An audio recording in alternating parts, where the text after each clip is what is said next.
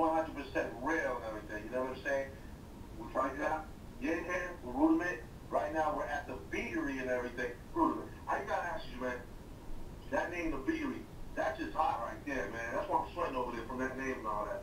How'd you come up with that, man? That's hot. I love that. I never heard that before. The beatery was a name that I made up in Philadelphia. It was a studio that I was working out of Broad Street in North Philly, and it was a beautiful studio. We had lobby and big room to work out of, and big leather chairs and real comfortable. And I was like, man, I gotta name this room. It's like my room that I've spent so many hours in. I had about 13 hip hop artists that I was producing at one time, and I spent all my hours in, like, any waking hour I'm in there. And I needed a name for it because it's like when you're a producer.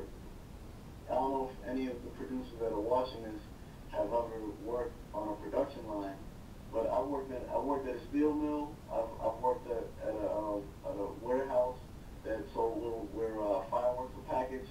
If you work at a warehouse, you'll see a real production line, and you moving quick. Things are getting pressed, pushed out like a bakery. If you ever go to Krispy Kreme donuts and you're in line, and they're making them donuts, they get them donuts out.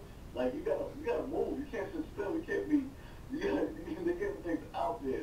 They put them in your hand, and it's in the bag, and next onto the next person, onto the next.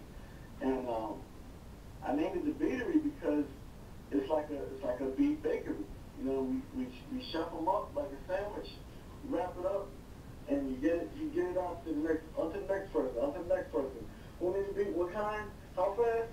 You got to constantly move. Nowadays with the email, people want an email from you. They expect it pronto, like yesterday's mail. They want it yesterday. They want it right away. So like I named it the Beatery because generally I can make up to 100 beats in a month. And in 3 months I can make up to 100 beats. And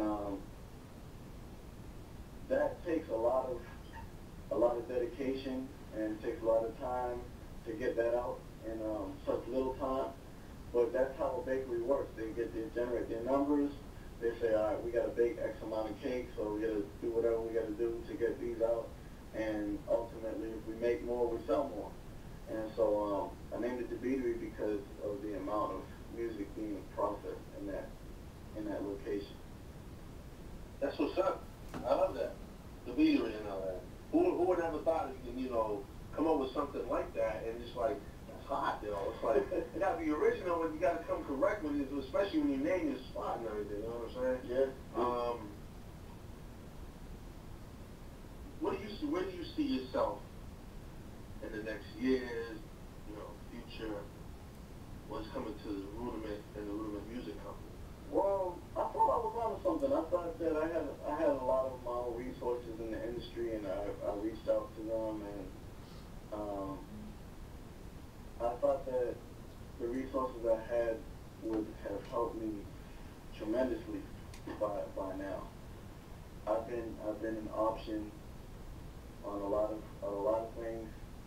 There from, for example, Michael Jackson's daughter, Paris Jackson, wanted to start singing. I have been in circles where people consider me as an option for the voice coach for the job, and they end up turning the dark child for it instead. These things have happened. I've been an option to do music for big companies and runway music for shows, and things fall through. I've been an option to do work for big name artists, and things fall through throughout the years, and I've worked very hard to get a certain place, and I just haven't gotten there. So I think that my focus needs to be adjusted now, and so I'm not really focused on the big names anymore like I once was. I mean, I still will be submitting records to big name artists. Don't get me wrong. You have the addresses, why not use them, right?